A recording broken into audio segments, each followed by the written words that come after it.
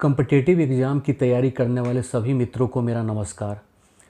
Quick revision series के इस नए वीडियो में इंटरनेशनल ऑर्गेनाइजेशन के अंतर्गत कॉमनवेल्थ, सार्क, ब्रिक्स, आसियान जैसे संगठनों से संबंधित परीक्षा उपयोगी महत्वपूर्ण अपडेटेड फैक्ट्स को संकलित करके लाया हूँ। मेरा विश्वास है कि आप किसी भी स्तर की परीक्षा की तैयारी कर रहे हों, यह वीडियो आपके लिए लाभकारी सिद्ध होगा। सबसे पहले कॉमनवेल्थ को हिंदी में राष्ट्रमंडल कहा जाता है। राष्ट्रमंडल 56 स्वतंत्र और समान देशों का एक स्वैच्छिक संघ है जो कभी ब्रिटिश साम्राज्य के अधीन थे। इसकी स्थापना 1949 में हुई थी। इसका मुख्यालय लंदन, यूके में स्थित है। संगठन का उद्देश्य सदस्य देशों के बीच लोकतंत्र और विकास के मुद्दे पर सहयोग की भावना स्थापित करना है। राष्ट्रमंडल के प्रमुख राजा चार्ल्स तृतीय। स्थापना के समय से ही राष्ट्रमंडल में यह परंपरा रही है कि वो ब्रिटेन के राजा या रानी ही राष्ट्रमंडल के प्रमुख होते हैं। हालांकि यह पद प्रतीकात्मक है। राष्ट्रमंडल के महासचिव पैट्रिसिया स्कॉटलैंड। इस संगठन की बैठक प्रत्येक 2 वर्षों में होती है। इसे चोगम कहा जाता है। Commonwealth Heads of Government Meeting CHOGM 2024 का आयोजन एपिया समोआ में किया जाएगा।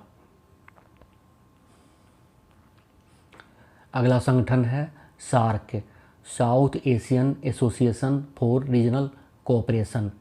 इसकी स्थापना 7 से 8 दिसंबर 1985 को ढाका शिखर सम्मेलन में हुआ था। सार्क की स्थापना का विचार तत्कालीन बांग्लादेश के राष्ट्रपति जियाउर रहमान का था। इसके 7 संस्थापक सदस्य थे भारत, पाकिस्तान, बांग्लादेश, श्रीलंका, नेपाल, भूटान और मालदीव। 2007 में 14वें शिखर सम्मेलन जिसका आयोजन नई दिल्ली में किया गया था, उसमें अफ़गानिस्तान को 8वें सदस्य के रूप में शामिल किया गया। सार्क का मुख्यालय काठमांडू, नेपाल में स्थित है।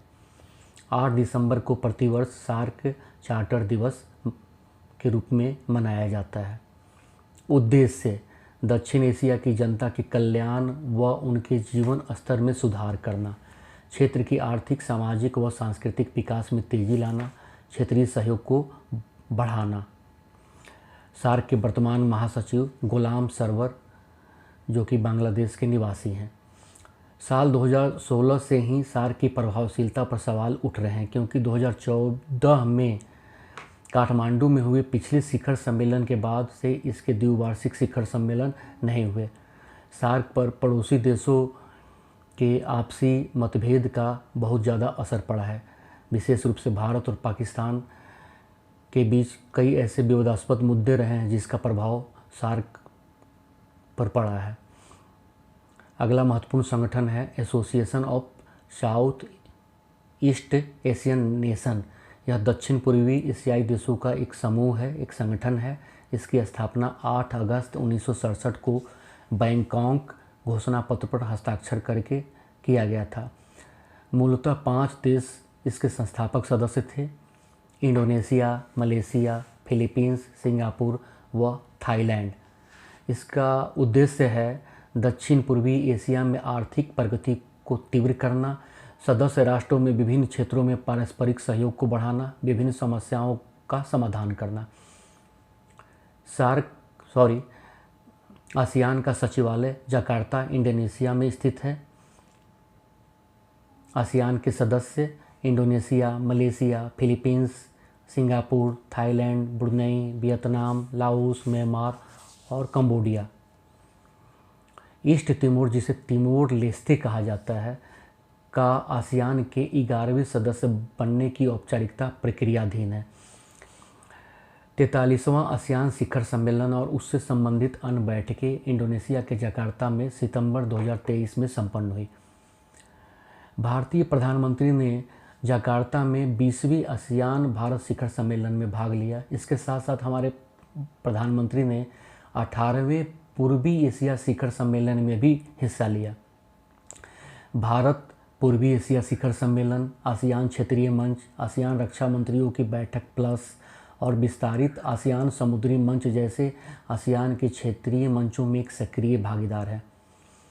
भारत की लुक ईस्ट पॉलिसी और एक्ट ईस्ट पॉलिसी में भी आसियान को बहुत ही महत्व दिया गया है।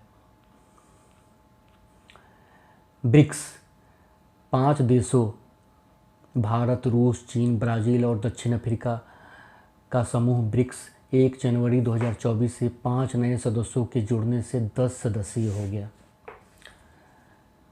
पहले 5 देशों का यह संगठन था, भारत, रूस, चीन, ब्राज़ील और दक्षिण अफ्रीका। 1 जनवरी 2024 से 5 सदस्य और इसमें जुड़ गए। इस तरह से अब ब्रिक्स के सदस्यों की संख्या बढ़कर 10 हो गई है। एक और सदस्य ब्रिक्स से जुड़ने वाला था, लेकिन वो बाद में अपने निर्णय से पीछे हट गया, जिसका नाम अर्जेंटीना था। जो 5 नए सदस्य जुड़े उनका नाम है मिस्र, इथियोपिया, ईरान, सऊदी अरब और संयुक्त अरब अमीरात। इस तरह से ब्रिक्स के मौजूदा सदस्य संख्या 10 हो गई है। 15वां ब्रिक्स शिखर सम्मेलन दक्षिण अफ्रीका की मेज़बानी में जोहान्सबर्ग में अगस्त 2023 में संपन्न हुआ। ब्रिक्स की उत्पत्ति के बारे में जान लें हम लोग। गोल्डमैन सैक के जिम ओ'नील ने 2001 में पहली बार ब्रिक्स उपनाम दिया और इस संक्षिप्त नाम का प्रयोग किया। ब्रिक ने 2006 में G8 आउटरीच शिखर सम्मेलन के अवसर पर एक औपचारिक समूह के रूप में कार्य करना शुरू किया। ब्रिक का पहला शिखर सम्मेलन 2009 में एकआतरीनबर्ग, रूस में आयोजित किया गया था। 2011 में दक्षिण अफ्रीका के शामिल होने से यह ब्रिक्स बन गया। पहले इसका नाम ब्रिक था, इसमें 4 देश शामिल थे। 2011 में दक्षिण अफ्रीका के शामिल होने से इसका नाम ब्रिक्स हो गया।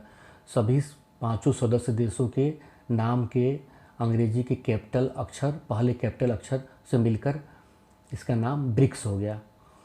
ब्रिक्स की एक महत्वपूर्ण पहल है न्यू डेवलपमेंट बैंक, इसे ब्रिक्स बैंक भी कहा जाता है। इसका मुख्यालय शंघाई, चीन में है। वर्तमान में इसके अध्यक्ष डिल्मा रोसेफ हैं। इस बैंक का परिचालन 2015 में शुरू हुआ था। इसका उद्देश्य उभरते बाजारों और विकासशील देशों में इंफ्रास्ट्रक्चर तथा सतत विकास परियोजनाओं के लिए संसाधन जुटाना है। New development bank Gujarat international finance tech city, जिसे गिफ्ट सिटी कहा जाता है, में एक क्षेत्रीय कार्यालय स्थापित करेगा। तो यह भी एक महत्वपूर्ण तथ्य है। न्यू डेवलपमेंट बैंक द्वारा भारत के गुजरात में Gujarat international finance tech city gift city में एक क्षेत्रीय कार्यालय स्थापित करेगा। ऐसे ही नियमित अंतराल पर महत्वपूर्ण अध्ययन सामग्री के साथ वीडियो लेकर मैं आता रहूँगा। वीडियो का कंटेंट लाभकारी लगे तो निश्चित रूप से चैनल को लाइक और सब्सक्राइब करें। वीडियो देखने के लिए धन्यवाद।